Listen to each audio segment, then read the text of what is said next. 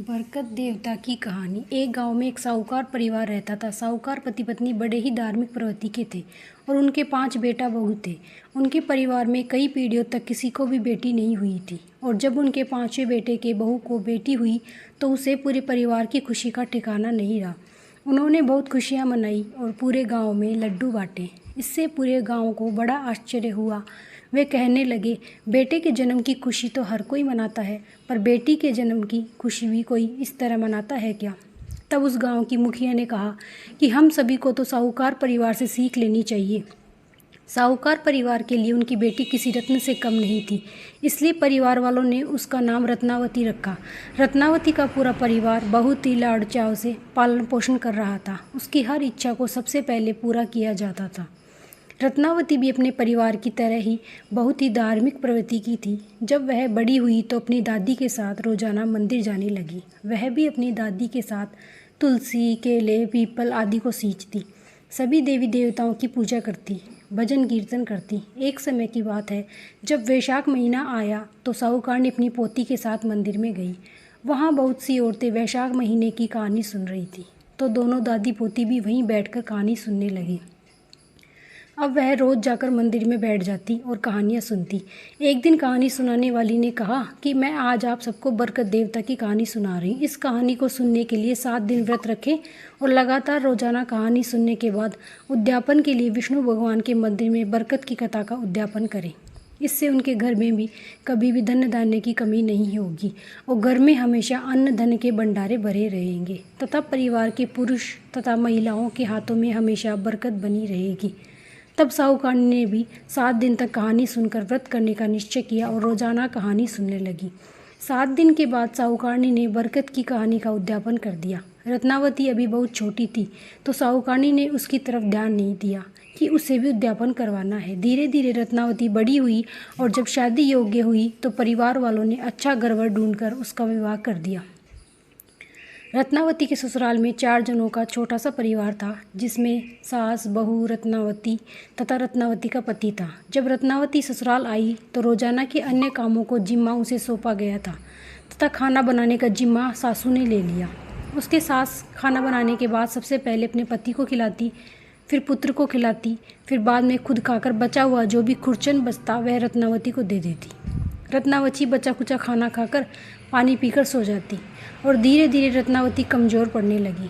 तब एक दिन रत्नावती के पति ने रत्नावती से पूछा कि हम घर में सिर्फ 4 जने हैं, मैं अच्छा कमाता हूँ, अच्छा खाना बनता है, पर तुम रोज़ाना कमज़ोर क्यों होती जा रही हो? तुम्हें किस बात का दुख है, मुझे बताओ। तब रत्नावती बोली कि आपकी माँ आप सभी को तो भरपेट खाना खिलाती है, लेकिन मुझे बची कुची कढ़ाई की खुरचन परोस देती है। मुझे रोज़ाना भरपेट खाने को नहीं मिलता, इसलिए मैं कमज़ोर होती जा रही हूँ।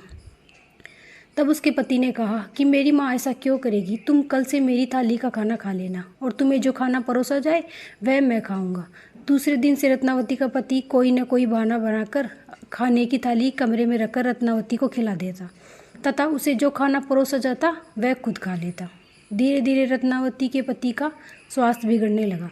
रत्नावती का पति दिन भर दिन कमज़ोर होने लगा, सूखने लगा। तब रत्नावती की सास ने अपने बेटे से कहा कि बेटा, मैं तो रोज़ अच्छे से अच्छा खाना देती हूँ, फिर तुम दिन भर दिन कमज़ोर क्यों होते जा रहे हो, क्यों सूख रहे हो? तब बेटा बोला, माँ, मैं रोज़ बचा कुचा खाना जो तुम रत्नावती को देती हो वह मैं खाता हूँ और मेरे हिस्से का खाना रत्नावती को खिला देता हूँ।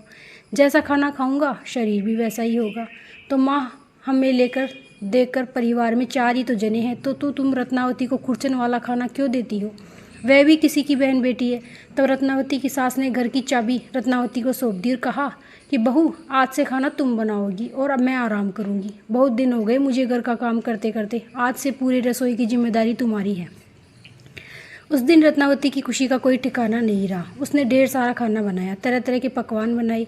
फिर उसने सबसे पहले अपने ससुर को खाना खिलाया, फिर सास को, उसके बाद अपने पति को खाना खिलाया। सबके बाद खाना खा लेने के बाद जब रत्नावती खुद खाना खाने बैठी तो उसे कढ़ाई बिल्कुल साफ़ मिली, उसे खुरचन भी नसीब नहीं हुई। उस दिन उसे भूखा ही सोना पड़ा। तब उसके पति ने उससे पूछा कि आज तो तुमने खूब खाना खाया होगा, आज तो तुमने भरपेट खाना खाया होगा। तब उसने कहा कि जब सासू माँ खाना बनाती थी तो मुझे खुरचन तो खाने को मिलती, लेकिन आज तो मैंने खुद खाना बनाया, आप सब ने खाना खा लेने के बाद मुझे तो कोई कढ़ाई बिल्कुल साफ़ मिली।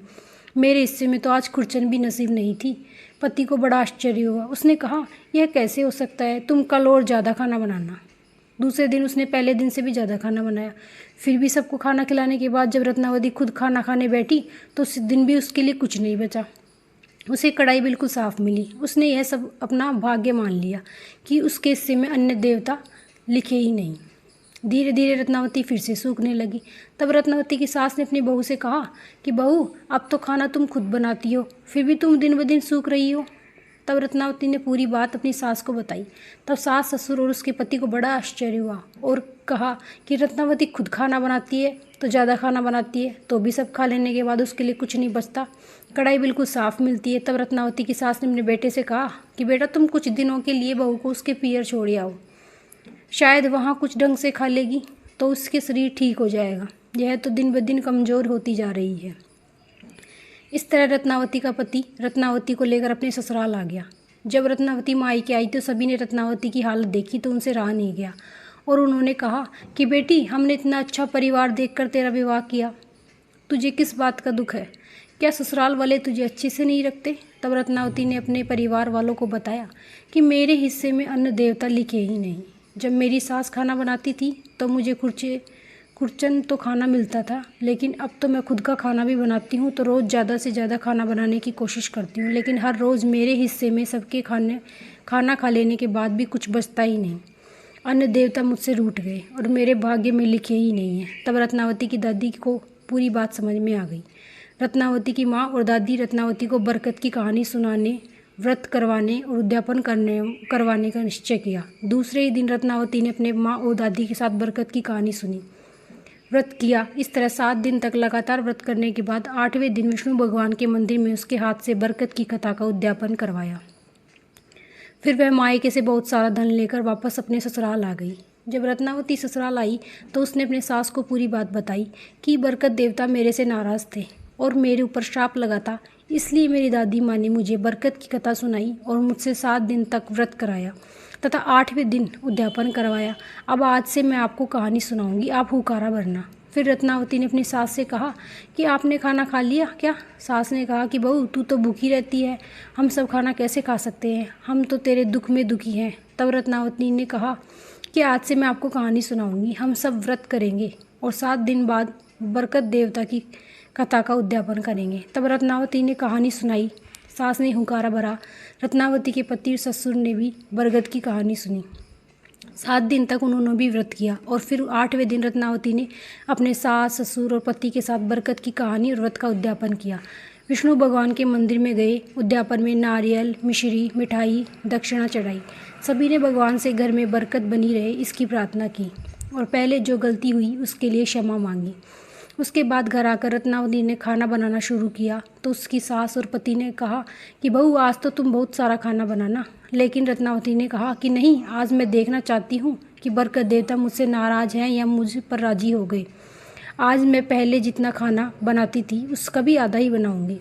उस दिन रत्नावती ने हमेशा से कम ही खाना बनाया और फिर अपने सास ससुर से कहा कि आप खाना खा लीजिए, लेकिन उसके सास ससुर ने कहा कि नहीं बहू, पहले तुम खाना खा लो। लेकिन रत्नावती ने कहा कि नहीं, पहले आप सब खाना खाइए, उसी के बाद मैं खाना खाऊंगी। तब रत्नावती के ससुर, सास और पति ने भरपेट खाना खाया। उसके बाद जब रत्नावती ने खाना खाने बैठी तो अभी भी बहुत सारा भोजन बाकी था।